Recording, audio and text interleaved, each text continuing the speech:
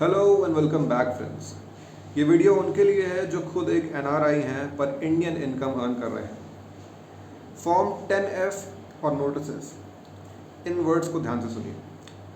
अगर आप एक नॉन रेजिडेंट हैं और मनी और इनकम अर्न कर रहे हैं in India like rent, interest या डिविडेंड्स, तो आप डबल टैक्सेशन अवॉइड कर सकते हैं अंडर द DTAA यानी कि double taxation avoidance agreement. But उसके लिए आपको 2 डॉक्यूमेंट सबमिट करने होंगे।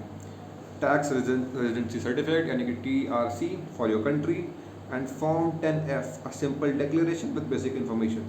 अगर आप फॉर्म 10F नहीं देते हैं तो क्या हो सकता है, आपको एक नोटिस आ सकती है अंडर सेक्शन 143(1)A, और जो DTAA के बेनिफिट्स हैं यानी कि डबल टैक्सेशन का बेनिफिट है वो आप डिनाई कर दिए जाएंगे और आपको दोनों जगह टैक्स देना पड़ सकता है, यानी कि हायर टैक्सेशन और even double taxation. Simple steps करना क्या है, आखिर TRC लानी है अपनी, 10F फाइल करना है ऑनलाइन बिफोर और अलॉन्ग विद योर ITR, उस TRC को अटैच करना है when submitting that form 10F and respond quickly if you get a notice, यानी कि 30 दिन से अंदर आपको रिस्पॉन्ड कर देना चाहिए if you get a notice regarding this.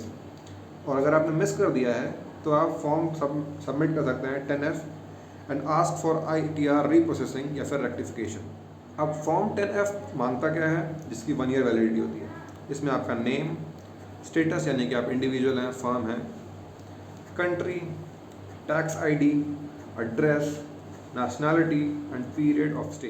Quick checklist अगर बनाए तो क्या क्या आपके पास होना चाहिए, TRC for your country, fill in form 10F and attach to TRC, fill before or with ITR, respond to notice within 30 days and request ITR reprocessing if notice आने के बाद आप ये फाइल कर रहे हैं।